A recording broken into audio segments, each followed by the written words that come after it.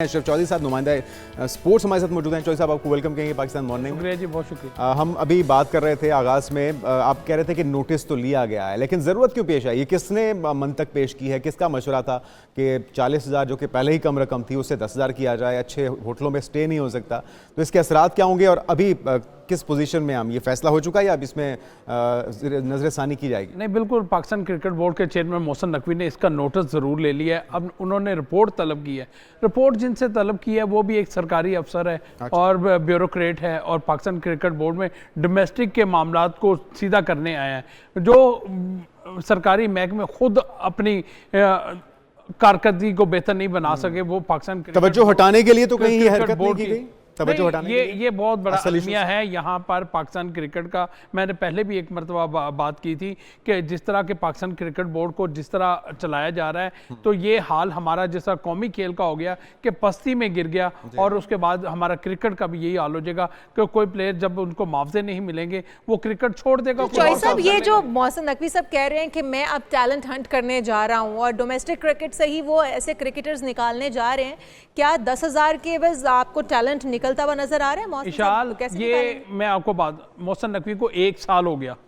1 साल में उन्होंने कौन सा टैलेंट सामने लेके आए? उन्होंने भारी मुआवजों पर जो मेंटोर्स रखे हैं उनको 2.5 करोड़ रुपया महीना जा रहा है। कहाँ से वो पैसे आ रहे हैं? आप उनको दे रहे हैं जिन्होंने एक भी प्लेयर सामने नहीं प्रोड्यूस किया।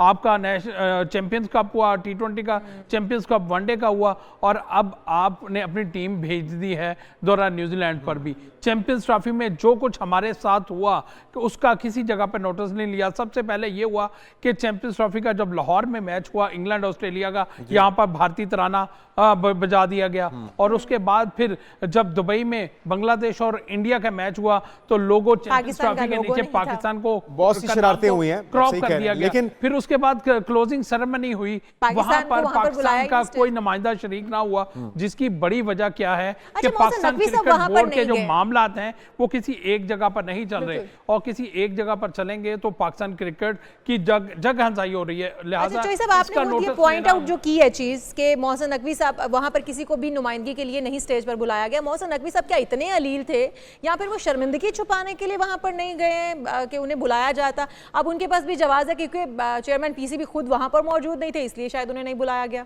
देखिए जी, जो प्रोटोकॉल्स के मुताबिक जो क्रिकेट बोर्ड मेजबान होता है उसके चेयरमैन को वहां पर बुलाया जाता है। आपने बाकी तमाम मामलात वहां पर हर मीटिंग जाकर वहां पर की है। पाकिस्तान इंडिया का मैच आप दुबई जाकर देख सकते हैं, तो एक दिन की वो जो तकरीब थी, चंद घंटे के लिए आप वहां पर चले जाते तो पाकिस्तान की जग हंसाई ना होती। क्योंकि एक जो जिसको आपने समीर अहमद सैयद को, आप वो एक ब्यूरोक्रेट है, ग्रेड 19 का अफसर है, आपने उसको भेजा, उसको क्या पता आईसीसी के मामला साहब, अगर ये डोमेस्टिक प्लेयर्स वाले मामले पर हैं तो ये किसके दायरे अख्तियार में आता है? अब नकवी साहब ने इसका नोटिस लिया है कि जी किसने काम किया, इसका मतलब है कि वो तो ये फैसला साजी में शामिल नहीं थे, तो ये किसकी जुरिसडिक्शन में थी? किसने ये मशवरा दिया?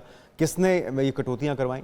जुनैद, बहुत सारे मामलात हैं इस वक्त। जो प्लेयर्स की तनख्वाहें हैं ना वो भी नहीं अदा की जा रही, जिसकी वजह से जो डोमेस्टिक क्रिकेट के मैंने बताया ना, खुरम न्याजी हैं, वो इस तमाम मामलात के जो जिम्मेदार हैं। जिन्होंने क्रिकेट पे कट लगाया, जो प्लेयर्स की सैलरी पे, अपनी सैलरी पे नहीं उन्होंने लगाया कि वो ब्यूरोक्रेट इधर आगे पीसीबी में आगे बैठ गए, अपनी सैलरी पे कोई कट नहीं लगाया तो उन प्लेयर्स के, अगर आज प्लेयर्स हैं तो पाकिस्तान क्रिकेट बोर्ड है, अगर पाकिस्तान प्लेयर्स नहीं है तो पाकिस्तान क्रिकेट बोर्ड का एहतसाब कौन करेगा? ब्यूरोक्रेसी को कौन इन कर रहा है? जिनको पता ही नहीं है कि क्रिकेट बेसिकली है क्या, उन अफसरान को उठाकर कौन लगा रहा है? कौन इनसे एहतसाब करेगा? और अगर मोहसिन नकवी साहब इसी तरह से तमाम लोगों को लगाते रहेंगे, अपने मनपसंद लोगों को लाकर, तो फिर तो क्रिकेट बोर्ड का कोई हाल नहीं रहेगा और आने वाले दिनों में बिल्कुल क्रिकेट खत्म होकर रह जाएगी। बिल्कुल इशाल, आपने सही निशानदेही की। मैं आपको बात बताता हूँ, पाकिस्तान क्रिकेट बोर्ड में बड़ी तादाद में आ गई है, फिर पुलिस अफसरान बड़ी तादाद में आ गए हैं। आपके वीमेन विंग में भी पुलिस अफसरान की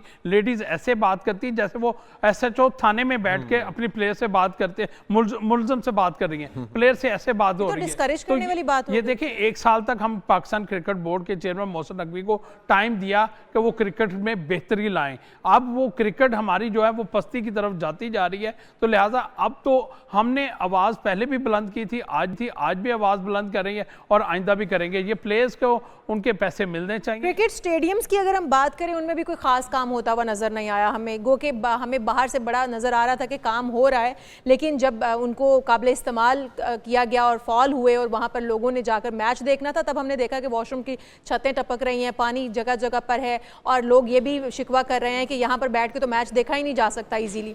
इससे तो बेहतर है कि हम अपने घर के ड्राइंग रूम में बैठ के मैच देख लें। तो इंक्लोयर जो प्रॉपर वो व्यू नहीं आपको दे पा रहे हैं, तो फिर कहाँ पर मोहसिन नकवी सब काम क्या कर रहे हैं? देखिए जी, इन तमाम बातों का अगर मोहसिन नकवी ने अब भी नोटिस ना लिया, और जिस तरह मोहसिन स्पीड के नाम से वो जाने जाते हैं, ये मोहसिन स्पीड अब क्रिकेट में चलानी पड़ेगी। आप अगर वजारत दाखिला का मामला चलाने हैं या क्रिकेट बोर्ड के मामला चलाने, या अब आपको फैसला करना है। क्रिकेट बोर्ड के जो फुल टाइम जॉब है, यहाँ पर दो लेकिन कश्तियों का अच्छी सवाल, खबर ये है ओहदा नहीं कि चला मोहसिन नकवी साहब ने जो अमाउंट्स थी, मुआवजे थे, वो कम करने से रोक दिया है, और ये एक अच्छी खबर है कि अब मुआवजे शायद कम नहीं होंगे, क्योंकि मोहसिन नकवी साहब ने देखिए नोटिस तो लिया, एक्शन ले लिया, उन्होंने मना कर दिया। पता चलेगा कि उनको रिपोर्ट उन्होंने मांगी है, अब उनके पास रिपोर्ट क्या जाती है कि किस वजह से मुआवजे कम किए हैं। अगर वो रिपोर्ट कोई मुस्बत जाती है, या वो कहते हैं अपना फैसला वापस ले लेते हैं खुर्रम नियाजी, तो फिर तो वो बहुत बड़े और एहतसाब भी होना चाहिए। अगर कोई इस तरह के गलत फैसले कर रहा है,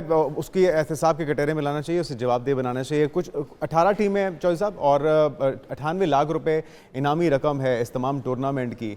कितना अहम है ये आने वाले दिनों में टैलेंट को उभार के सामने लाने के लिए, ये तमाम टूर्नामेंट, इसकी अहमियत कितनी ज़्यादा है? देखिए 16 रीजन की ये 18 टीमें हैं जी। और रीजन के आप टैलेंट की बात करते हैं, जिस टीमों में आज भी शुएब मलिक खेलेगा, रीजन्स की टीमों में आज भी वहाब रियाज कोशिश करेगा वो किसी तरह लाहौर की टीम में जाके खेले, तो फिर टैलेंट कहाँ है हमारे? तो ये वो रिटायर्ड भी हो चुके हैं, इंटरनेशनल क्रिकेट भी छोड़ चुके हैं, आज भी वो नए नौजवानों के लिए मौका नहीं दे रहे और खुद कहते हैं क्रिकेट खेलेंगे। इसी तरह सरफराज के बारे में आ रहा है कि वो कराची की नुमाइंदगी करेगा, तो जब ये प्लेयर्स नुमाइंदगी करेंगे तो हमारा टैलेंट कहाँ से सामने आएगा? बिल्कुल, टैलेंट हंट करना बहुत मुश्किल। बहुत शुक्रिया चौधरी साहब, हमारे साथ मौजूद थे।